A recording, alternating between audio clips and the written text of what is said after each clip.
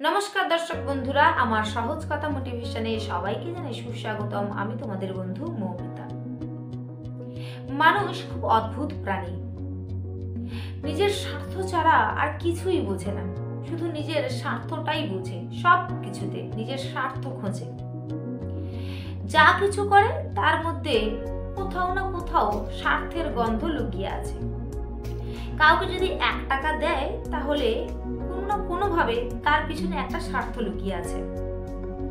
কিন্তু সব মানুষ যদি নিজের স্বার্থটাই বোঝে, নিজের স্বার্থ খোঁজে সব কিছুর মধ্যে, নিঃস্বার্থে পরোপকার করতে কেউ যদি আগ্রহ না দেখায়, কেউ যদি এগিয়ে না আসে, তাহলে পৃথিবীর কি অবস্থা হবে?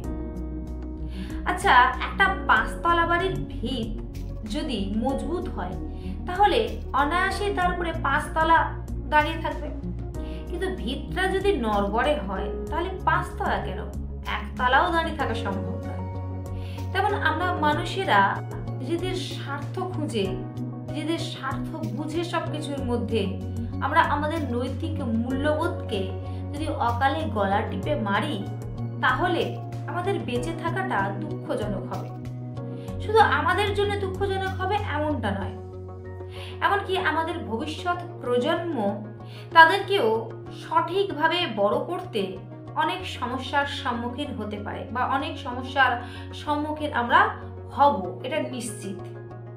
কারণ একটা বাচ্চা যখন শিশু অবস্থায় থাকে, সে না কিছু বোঝে, না কিছু জানে, না কিছু চেনে। সে বড়দের দেখে, তাদের কথা শোনে এবং তাদের অনুকরণ করে বুঝতে, জানতে, চিনতে সচেষ্ট হয়। তাই প্রত্যেক বাবা মায়ের কাছে আমার একটা অনুরোধ, যে নির্বোধ শিশুর জানার, চেনার আর শেখার মধ্যে যেন কোনো স্বার্থের গন্ধ লুকিয়ে না থাকে। কারণ ওরা আমাদের পৃথিবীকে বাঁচিয়ে রাখার হাতিয়ার। তাই ওদেরকে সঠিকভাবে মানুষ করতে হবে, আর সেটা করার জন্য বাবা মাকেই আগে আগ্রহ দেখাতে হবে। তো আজকের ভিডিওটা এই পর্যন্ত, ফিরে আসছি নতুন কোনো ভিডিও নিয়ে। ততক্ষণ নিজের খেয়াল রাখো, সুস্থ থাকো, ভালো থাকো। নমস্কার।